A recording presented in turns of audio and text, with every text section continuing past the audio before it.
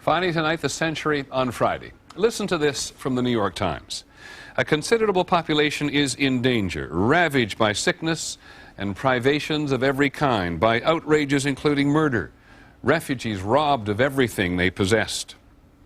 Does it sound like the ethnic cleansing in Kosovo? Actually, it's from an article 84 years ago about the forgotten genocide. Tonight, the Armenian massacre.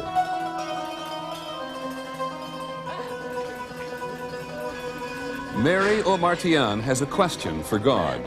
If there is God in heaven someday, we're going to ask a question to him. Why? What did we do that you caused the whole trouble? It is sometimes called the Armenian Holocaust, and one of its perpetrators, Talat Pasha, is known to Armenians as the Turkish Hitler. Look at what is happening now to the ethnic Albanians in Kosovo, and you can follow a line that leads, finally, here, to the near annihilation of the Turkish Armenians in 1915. It was, quite simply, the first genocide of the 20th century. The Turkish ruling elite proceeded to destroy the Armenian population, 2 million people. And this was done by massacre. It was done by deportation. It was done by rape, plunder, murder of the most appalling kinds. As the century began, the Ottoman Empire was collapsing. The Turks, who were Muslims, were being pushed out of the Balkans, where their Christian subjects were in open rebellion. And inside Turkey, 2 million Christian Armenians were demanding better treatment. As Armenians continued to agitate for change, they were met with more and more violence.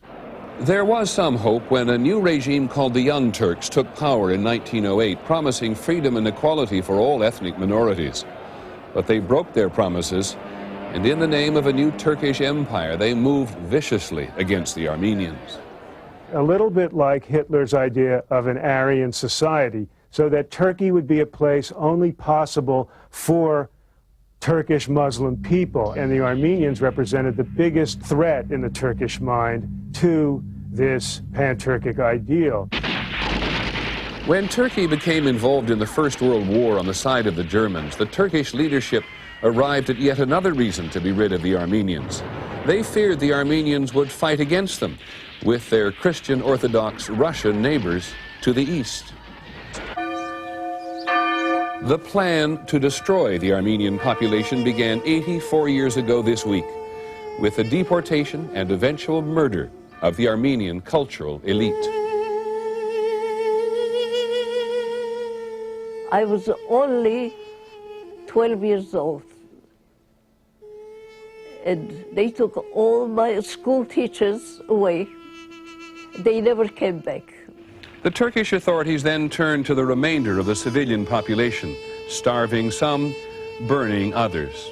Armenian women tried to avoid rape by burying themselves up to their necks in sand. The Turks herded people into caves and then set brush fires at the mouth of the caves, primitive gas chambers. That way, hundreds of people could be asphyxiated in one fell swoop. Armin Wegner, a German army medic, was so sickened by what he saw that he secretly photographed what was going on so it could not be hidden from the world.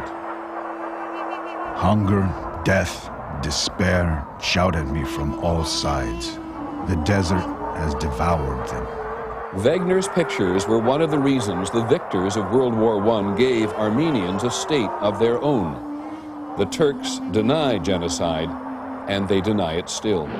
Now follow the line forward.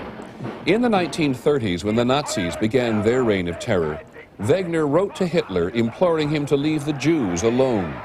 Already planning genocide of his own, Hitler declared, "Who remembers what happened to the Armenians now?"